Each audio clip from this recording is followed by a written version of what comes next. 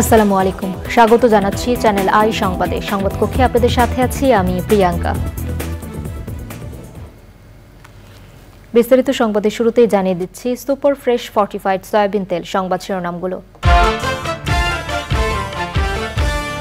BNP কার্যালয়ে পুলিশের অভিযানে বিস্ফোরক সহ 7 জন গ্রেপ্তার। মঙ্গলবারের সংঘর্ষে নিহতদের গায়েবানা জানাজা ও কফিন মিছিল আজ। গাজার উদ্বাস্তু শিবিরে স্কুলে ইসরায়েলি বোমা হামলায় কমপক্ষে 23 জন নিহত। খান ইউনিসে বিমান হামলায় আরও 17 জনের প্রাণহানি। কবরে আফজাল কাজী আনোয়ারের জন্মদিন ও হুমায়ুন আহমেদের প্রয়াণ দিবস শুক্রবার। 4 নক্ষত্রকে নিয়ে মাস জুড়ে চ্যানেল আই এর নানা আয়োজন।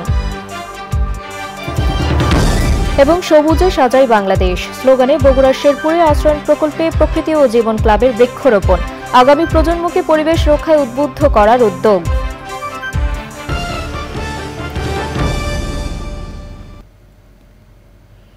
সংবাদ শিরোনামগুলো জানাচ্ছিলাম। এখনকার সংবাদ আয়োজন একই সঙ্গে চ্যানেল আই এর ইউটিউব চ্যানেলে এবং চ্যানেল আই এর ওটিটি প্ল্যাটফর্ম আই স্ক্রিনে লাইভ স্ট্রিম হচ্ছে। যাচ্ছে বিস্তারিত সংবাদে। মঙ্গলবার গভীর রাতে রাজধানীর নয়াপল্টনে বিএনপির কেন্দ্রীয় কার্যালয়ে ডিবি পুলিশের অভিযানে 100 ককটেল, 5 শতাধিক লাঠি ও বিস্ফোরক উদ্ধার করা হয়েছে। অভিযানে ছাত্রদলের সাবেক সভাপতি শ্রাবণ সহ 7 জনকে গ্রেফতার করা হয়েছে। মাধ্যমিক ও উচ্চ মাধ্যমিক পর্যায়ের শিক্ষা প্রতিষ্ঠান, পাবলিক ও বেসরকারি বিশ্ববিদ্যালয় এবং অধিভুক্ত কলেজ অনির্দিষ্টকালের জন্য বন্ধ ঘোষণা করা হয়েছে। আগামীকালের সব বোর্ডের এইচএসসি ও সমমানের পরীক্ষা স্থগিত। গতকাল নিহতদের আজ গায়েবানা জানাজা ও কফিন মিছিল কর্মসূচি ঘোষণা দিয়েছে কোটা সংস্কার দাবিতে আন্দোলনকারী শিক্ষার্থীরা। ইফতেখার উদ্দিনের রিপোর্ট। রাত 10টার দিকে রাজধানীর জাতীয় প্রেস ক্লাবের সামনে 2টি বাসে ও মেট্রো রেলের গেটে আগুন দেয় দুর্বৃত্তরা। এর পরপরই নয়াপল্টন নাইটেঙ্গেল মোড়ে বেশ কয়েকটি ককটেল বিস্ফোরণ হয়। পরে মাঝরাতে বিএনপির কেন্দ্রীয় কার্যালয়ে ডিবি পুলিশ অভিযান চালিয়ে ককটেল, লাঠি ও বিস্ফোরক উদ্ধার করে। শিক্ষার্থীদের আন্দোলনকে ভিন্ন খাতে প্রভাবিত করার চেষ্টার অভিযোগ করে পুলিশ। প্রায় 100-র উপরে আমরা ককটেল পেয়েছি। সেখানে পেট্রোল 5-6 বোতল পেট্রোল আমরা পেয়েছি। তারপরে 500 লাঠিসোঁটা 2-3টা রুমে ছিল, 500 লাঠিসোঁটা ছিল, 60টা দেশি বিদেশি অস্ত্র ছিল। এবং আমরা ছাত্রদল এবং তার অঙ্গ সংগঠনের আমরা প্রায় 7 জনকে আমরা গ্রেপ্তার করছি। এর মধ্যে একজন হলো, তারা অনেকেই দৌড়ে পালিয়ে গেছে। তার মধ্যে একজন ছাত্রদলের সাবেক সভাপতি শ্রাবণও রয়েছে। প্রেস ক্লাবের সামনে আগুন লাগিয়েছে, সেটা কি কোমলমতি ছাত্ররা এসেছে? এখানে কিছু অপরাজনীতি করার জন্য কিছু মানুষ যারা রাজনীতিকে ভিন্ন খাতে নেওয়ার জন্য তারা এই কোমলমতি ছাত্রদেরকে ব্যবহার করে তারা এই বাংলাদেশের বিভিন্ন স্কুল প্রতিষ্ঠানগুলিতে তারা ভাঙচুর চালাচ্ছে, অগ্নিসংযোগ করছে, রেলের স্লিপার তুলে দিচ্ছে, মেট্রো রেল বন্ধ করে দিচ্ছে। এগুলি আসলে আমাদের গোয়েন্দা তৎপরতা ছিল বলে আমরা সেই খোঁজখবরগুলি রাখছি এবং আমরা সকলের নাম্বার পেয়েছি যারা গুজব ছড়াবে, যারা অর্থ বিনিয়োগ করে যারা আন্দোলনকে ভিন্ন খাতে ধাবিত করার চেষ্টা করবে, যারা লাঠি অস্ত্র সরবরাহ করে, প্রত্যেকেরই নাম্বার পেয়েছে। আমরা মনে করি আমাদের ডিবির চৌকস টিম এবং ঢাকা মেট্রোপলিটন অন্যান্য টিম তারা বিভিন্ন জায়গাগুলিতে কাজ করছে এবং আমরা মনে করি তাদের শীঘ্রই আমরা গ্রেপ্তার করব। শিক্ষার্থীদের নিরাপত্তায় দেশের সব পাবলিক ও বেসরকারি বিশ্ববিদ্যালয় এবং অধিভুক্ত মেডিকেল, টেক্সটাইল, ইঞ্জিনিয়ারিং কলেজ সহ সব শিক্ষা প্রতিষ্ঠান অনির্দিষ্টকালের জন্য বন্ধ ঘোষণা করেছে বিশ্ববিদ্যালয় মঞ্জুরি কমিশন। একই সাথে শিক্ষার্থীদের হল ত্যাগেরও নির্দেশ দেওয়া হয়েছে। এর আগে মাধ্যমিক ও উচ্চ মাধ্যমিক পর্যায়ে সব শিক্ষা প্রতিষ্ঠান এবং পলিটেকনিক ইনস্টিটিউটের শ্রেণী কার্যক্রম পরবর্তী নির্দেশ না দেওয়া পর্যন্ত বন্ধ ঘোষণা করা হয়। আগামীকালে সব বোর্ডের এইচএসসি পরীক্ষা স্থগিত ঘোষণা করেছে আন্তঃশিক্ষা বোর্ড সমন্বয় কমিটি। মঙ্গলবার দিনভর কোটা সংস্কার দাবিতে আন্দোলনের ঘটনায় সারা দেশে 6 জন নিহত হয়েছে। চট্টগ্রামে ছাত্রদল নেতাসহ 3 জন নিহত হয়। রংপুরে বেগম রোকেয়া বিশ্ববিদ্যালয়ের সামনে পুলিশের গুলিতে কোটা আন্দোলনের সমন্বয়ক আবু সাইদ মারা গেছেন। রাজধানীতে ঢাকা কলেজের সামনে সংঘর্ষে 2 জনের মৃত্যু হয়। নিহতদের একজন ফুটপাথের হকার শাহজাহান বলে জানিয়েছে পুলিশ, অপরজন ঢাকা কলেজ ছাত্রলীগের কর্মী সবুজ। গুলি, সংঘর্ষ, ধাওয়া, পাল্টা ধাওয়া ও ইট পাটকেল নিক্ষেপের ঘটনায় সারা দেশে আহত হয়েছে শতাধিক শিক্ষার্থী। পরিস্থিতি নিয়ন্ত্রণে মঙ্গলবার রাতেই রাজধানী ঢাকা সহ চট্টগ্রাম, বগুড়া ও রাজশাহীতে বিজিবি মোতায়েন করা হয়েছে। Iftekhar Uddin, channel I, Dhaka. গাজার উদ্বাস্তু শিবিরের একটি স্কুলে ইসরায়েলি বোমা হামলায় কমপক্ষে 23 জন নিহত হয়েছেন, আহত হয়েছেন 73 জন। জাতিসংঘের ফিলিস্তিন শরণার্থী সংস্থা বলছে এ পর্যন্ত গাজার 70% স্কুলে বোমা হামলা হয়েছে। ওসব হামলায় স্কুলে আশ্রয় নেওয়া 539 জন নিহত হয়েছেন। এছাড়া গাজার খান ইউনিসে ইসরায়েলি বিমান হামলায় তাঁবুতে আশ্রয় নেওয়া শিশুসহ অন্তত 17 জন নিহত এবং 26 জন আহত হয়েছেন। এ পরিস্থিতিতে গাজা যুদ্ধবিরতির জন্য হামাসের রাজনৈতিক প্রধান ইসমাইল হানিয়ার সঙ্গে আলোচনা করেছেন তুরস্কের পররাষ্ট্রমন্ত্রী হাকান ফিদান।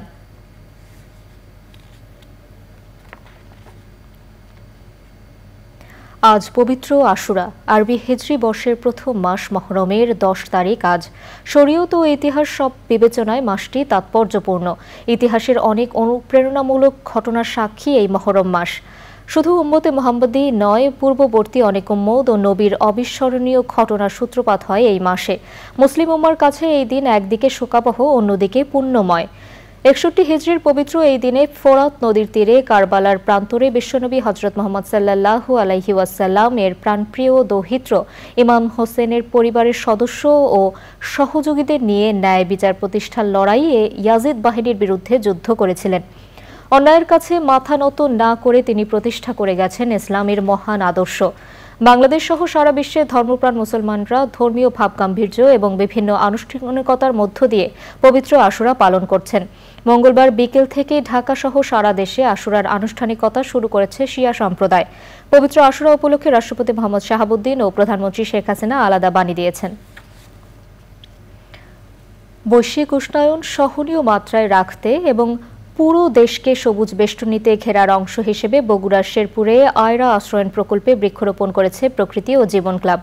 কর্মসূচিতে আশ্রয়ন প্রকল্প ছাড়াও সড়কের পাশে ফলদ, বনজ, ঔষধি সহ বিভিন্ন ধরনের গাছের চারা রোপণ করা হয়। এমন আয়োজন ভবিষ্যৎ প্রজন্মকে পরিবেশ রক্ষায় উদ্বুদ্ধ করবে বলে মনে করেন সংশ্লিষ্টরা। রৌফ জালালের তথ্য ও ভিডিও চিত্রে সাবরিনা হাসানের রিপোর্ট। সবুজে সাজাই বাংলাদেশ স্লোগানে এবারও দেশজুড়ে ব্যাপক হারে বৃক্ষরোপণ কর্মসূচি করছে প্রকৃতি ও জীবন ক্লাব। কর্মসূচির অংশ হিসেবে বগুড়ার শেরপুরে বৃক্ষরোপণ ও চারা বিতরণ। সবুজে সাজাই বাংলাদেশ এই প্রতিপাদ্যে বগুড়া জেলায় শেরপুর আশ্রয়ন প্রকল্পে বৃক্ষরোপণ কর্মসূচি পালন করেছে প্রকৃতি জীবন ক্লাব। এই যে গাছ লাগাচ্ছি, এই গাছ অক্সিজেন দিচ্ছে, কার্বন ডাই অক্সাইড শুষে নিচ্ছে। সুতরাং গাছ একটি বিশাল উপকারী উপাদান, যা কিন্তু আমাদের এই বর্ষায় আমাদের জোরে সোরে লাগাতে হবে সারা বাংলাদেশ ব্যাপী। শুধু বগুড়ায় নয়, সারা বাংলাদেশে কিন্তু এই কর্মসূচি ছড়িয়ে দিতে হবে। তাহলেই বাংলাদেশটা ভালো থাকবে এবং এই যে উষ্ণতা, এই উষ্ণতারও কিন্তু প্রশমিত হবে। তাহলে আসুন সবাই মিলে আমরা এই বৃক্ষরোপণ কর্মসূচিতে যোগ দিই। পরিবেশের ভারসাম্য রক্ষায় প্রকৃতি ও জীবন ক্লাবের মহতী উদ্যোগের প্রশংসা করেন বিশিষ্টজনেরা। পাশাপাশি এমন কর্মসূচিতে সবাইকে এগিয়ে আসার আহ্বান জানান তারা। ভারসাম্য নষ্ট হয়ে যাওয়ার কারণে আমরা নতুন করে আবার গাছ গেড়ে আমরা ভারসাম্য রক্ষা এবং সারাদিন ব্যাপী ৫ নং মির্জাপুর ইউনিয়নে আমরা গাছ অনেক জায়গায় গাছ গাড়ার কাজ চলে যাচ্ছে। তাল গাছ, আম গাছ আর নারিকেল গাছ সহ বিভিন্ন ঔষধি বনজ ফলজ গাছ কিন্তু আমরা রোপণ করার কার্যক্রম গ্রহণ করেছি। নিজেদের বসত ভিটায় প্রকৃতি ও জীবন ক্লাবের বৃক্ষরোপণ কর্মসূচি দেখে এবং গাছের চারা পেয়ে উচ্ছ্বাস প্রকাশ করেন শেরপুরের আয়রা আশ্রয়ন প্রকল্পের বাসিন্দারা। এই গাছ লাগানোতে আমাকে উপকার হবে। এই ফল ধরলে আমরা খাবো এবং এই গাছ আমাদের অনেক উপকার করবে। প্রকৃতি ও জীবন কর্তাদেরকে আমি আন্তরিকভাবে ধন্যবাদ। আগামী প্রজন্মের জন্য বাসযোগ্য পৃথিবী করতে বৃক্ষরোপণ কর্মসূচি অব্যাহত থাকবে বলছে আয়োজকরা। সাবরিনা হাসান, প্রকৃতি ও জীবন ডেস্ক, চ্যানেল আই। 19 জুলাই জনপ্রিয় চলচ্চিত্র নায়িকা কবরী, অভিনেতা ও নির্মাতা আফজাল হোসেন এবং মাসুদ রানার স্রষ্টা কাজী আনোয়ার হোসেনের জন্মদিন। বিশিষ্ট কথা সাহিত্যিক ও নির্মাণের মহান কারিগর হুমায়ুন আহমেদের প্রয়াণ দিবসও 19 জুলাই। দিনটিকে ঘিরে নানা আয়োজনের পাশাপাশি এই 4 নক্ষত্রকে নিয়ে জুলাই মাস জুড়েই বিশেষ অনুষ্ঠান প্রচার হচ্ছে চ্যানেল আইয়ে। এ নিয়ে বিস্তারিত জানাচ্ছেন জাকিয়া আক্তার। বিশেষ দিন মানেই চ্যানেল আই। চলচ্চিত্রের মিষ্টি মেয়ে খ্যাত প্রয়াত নায়িকা কবরী, জনপ্রিয় অভিনেতা ও নির্মাতা আফজাল হোসেন এবং খ্যাতনামা সাহিত্যিক প্রয়াত কাজী আনোয়ার হোসেনের জন্মদিন এবং কথার জাদুঘর ও নির্মাণের কারিগর হুমায়ুন আহমেদের প্রয়াণ দিবস। চ্যানেল আয়ের পর্দায় 19 জুলাই থাকছে বিশেষ আয়োজন। দীর্ঘ 6 দশক ধরে চলচ্চিত্র দর্শকদের মোহিত করে রাখা কবরীকে নিয়ে বিশিষ্ট সাংবাদিক আব্দুর রহমানের উপস্থাপনায় মোহময়ী কবরী অনুষ্ঠানটি প্রচার হবে 18 জুলাই দিবাগত রাত 12:30। 19 জুলাই থাকছে সকাল 7:30 চ্যানেল আয়ের নিয়মিত আয়োজন, গান দিয়ে সকাল শুরুর বিশেষ অনুষ্ঠান। এছাড়া জুলাই মাসের প্রতি বৃহস্পতিবার দুপুর 3:30 কবরী অভিনীত ও নির্মিত 4টি সিনেমা প্রদর্শনের আয়োজনে 18 জুলাই দেখানো হবে কবরী নির্মিত আয়না এবং 25 জুলাই নারায়ণ ঘোষ মিতা পরিচালিত দ্বীপ নেভেনাই সিনেমাটি। 19 জুলাই জনপ্রিয় অভিনেতা ও নির্মাতা আফজাল হোসেনের জন্মদিনে অনুষ্ঠানটি সরাসরি প্রচার হবে বিকেল 5:30। জুলাই মাসের প্রতি রোববার দুপুর 3:05 আফজাল হোসেনের 4টি সিনেমার মধ্যে 21 জুলাই আব্দুল লতিফ বাচ্চু পরিচালিত নতুন বউ ও 28 জুলাই আফজাল হোসেন পরিচালিত রাজশাহী রসগোল্লা দেখানো হবে। 19 জুলাই রাত 10:30 ইফতিকার মুমিনের প্রযোজনায় কাজী আনোয়ার হোসেনের উপর নির্মিত বিশেষ তথ্যচিত্র প্রচার হবে। কিংবদন্তি কথা সাহিত্যিক ও নির্মাণের মহান কারিগর হুমায়ুন আহমেদের প্রয়াণ দিবস 19 জুলাই দুপুর 2:30 টেলিফিল্ম রূপালী রাত্রি দেখানো হবে। 18 জুলাই সন্ধ্যা 6:30 রেজাউল করিম কাজলের প্রযোজনায় হুমায়ুন আহমেদের সৃষ্টিকর্ম নিয়ে বিশেষ অনুষ্ঠান বহুমাত্রিক হুমায়ুন ও 19 জুলাই রাত 12:30 তার সমস্ত সৃষ্ট চরিত্রগুলোকে নিয়ে বিশেষ প্রদর্শনী বিতর্ক বাঙালি মনের দেয়ালে আমারই প্রতিধ্বনি প্রচার হবে।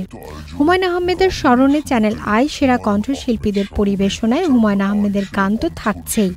জুলাই মাসের প্রতি শনিবার দুপুর 3:05 নির্মাণের মহান কারিগর হুমায়ুন আহমেদের সিনেমার মধ্যে 20 জুলাই চন্দ্রকথা ও 27 জুলাই দুই দুয়ারি দেখানো হবে। Zakia Akter, channel I, Dhaka. দর্শক, এবারে বিরতি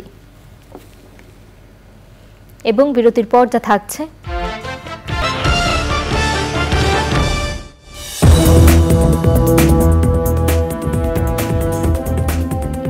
ফিরে এলাম বিরতির পর।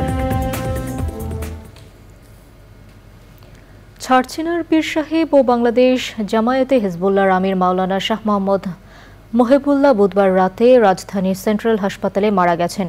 ইন্না লিল্লাহি ওয়া ইন্না ইলাইহি রাজিউন। তার বয়স হয়েছিল 70 বছর। তিনি দীর্ঘদিন ধরে বার্ধক্যজনিত রোগে ভুগছিলেন। বেশ কিছুদিন তিনি রাজধানীর গ্রিন লাইফ হাসপাতাল, এরপর সিঙ্গাপুর মাউন্ট এলিজাবেথ হাসপাতাল এবং সবশেষ গ্রিন রোডের সেন্ট্রাল হাসপাতালে চিকিৎসাধীন ছিলেন। তিনি প্রায় 3,500 দিনিয়া মাদ্রাসার প্রতিষ্ঠাতা, বাংলাদেশ জামিয়াতুল মুদাররিসিন এর প্রধান পৃষ্ঠপোষক ও মসজিদে গাউসুল আজম কমপ্লেক্সের মুতাওয়াল্লি ছিলেন। সকাল 10টা থেকে জোহরের নামাজ পর্যন্ত তার মরদেহ ঢাকার মহাখালী গাউসুল আজম জামে মসজিদে রাখা হবে। আগামীকাল বিকেল 3টায় ছারছিনা দরবার শরীফে তার জানাজার নামাজ হবে। এবারে নিটোল টাটা কৃষি সংবাদ।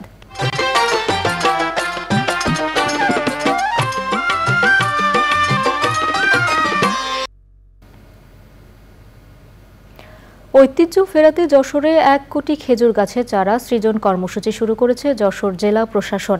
এ অঞ্চলের খেজুর গুড় জিআই সনদ স্বীকৃতি পাওয়ার পর থেকে প্রশাসনের পক্ষ থেকে উদ্যোগ জোরদার করা হয়েছে। এরই অংশ হিসেবে জেলার অভয়নগর উপজেলার মালুপাড়ায় 4.5 একর সরকারি খাস জমিতে 1000 খেজুর চারা রোপণ করা হয়েছে। যশোর থেকে আকরামুজ্জামানের রিপোর্ট। গত বছর খেজুর গুড় জিআই সনদ পাওয়ার পর নানা কার্যক্রম হাতে নিয়েছে যশোর জেলা প্রশাসন। এরই ধারাবাহিকতায় চলতি বর্ষা মৌসুমে জেলায় 1 কোটি খেজুর বীজ ও 15,000 চারা রোপণ কর্মসূচির উদ্বোধন করা হয়েছে।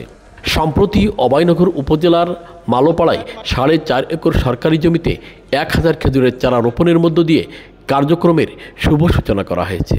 অভয়নগরে এই বর্ষায় আমরা রোপণ করব 30 দিনে 30 লাখ খেজুর বীজ এবং 3000 খেজুরের চারা। তো এটা সংরক্ষণের জন্য আমরা ওয়ার্ড পর্যায়ে ওয়ার্ড কমিটি, ইউনিয়ন পর্যায়ে ইউনিয়ন কমিটি এবং পৌরসভাতেও এই একই আলোকে কমিটি করে একটি উপজেলা কমিটির মাধ্যমে একটি সার্বিক সমন্বয়ে সেল করা হয়েছে। এদেরকে দায়িত্ব দেওয়া হয়েছে। এর বাইরে আমরা গাছ যেখানে লাগাবো সেই জায়গাগুলো হলো আমাদের সরকারি খাস জমি, যেগুলো আমরা উদ্ধার করেছি। খেজুর গাছের চারা সৃজনের ফলে যশোর অঞ্চলে খেজুর গাছের সংখ্যা যেমন বাড়বে, তেমনি হারানো ঐতিহ্য ফিরানো সম্ভব বলে মনে করেন জেলা প্রশাসক। খেজুরের গাছের যে জিনোম সিকোয়েন্স এটা তৈরি করে সর্বাপেক্ষা বেশি যে কোয়ালিটি সম্পন্ন যে খেজুর গাছ, সেই গাছটা আমরা আইডেন্টিফাই করতে এবং সেখান থেকে আমরা যেন বেশি রস পাই অল্প গাছের মধ্যে, সেটা আমরা করার চেষ্টা করতেছি এবং এর পাশাপাশি আমরা খেজুরের গাছ রোপণ করতেছি। খেজুর গাছের বংশবৃদ্ধির এ উদ্যোগকে স্বাগত জানিয়েছে এ অঞ্চলের সর্বস্তরের মানুষ। এদের যদি গাছ তোলা পর্যন্ত নিয়ে যেতে পারি আমরা, এই কাটলে তারপর ওখান থেকেও আমরা রসগুড় বের করতে পারবো, রসগুড় বের করে এবং কাঁচা রসও বিক্রি করতে পারবো এবং গুড় বানায়ও বিক্রি করতে পারবো। যতদূর সম্ভব আমরা এই দেখে রাখবো যে গাছগুলো কেউ নষ্ট না করে। এই গাছগুলো বড় হলেই তো আমাদেরই কাজে লাগবে। সরকার এসে কি খাবে? খাবে তো জনগণে। এতে খাজুর হবে, রস হবে। যশোর জেলায় প্রায় 16,25,500 খেজুর গাছ রয়েছে। এর মধ্যে 3,22,000 গাছ থেকে রস আহরণ করে সেই রস দিয়ে গুড় ও পাটালি তৈরি করা হয়। যশোর থেকে আকরামুজ্জামান, চ্যানেল আই। এবারে প্রকৃতি সংবাদ।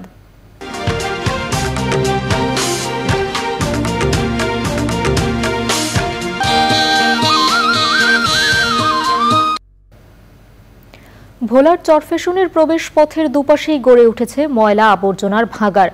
তীব্র দুর্গন্ধে বায়ু দূষণ যেমন বাড়ছে, তেমনি স্বাস্থ্য ঝুঁকির পাশাপাশি বিপর্যয়ে পরিবেশ প্রকৃতি।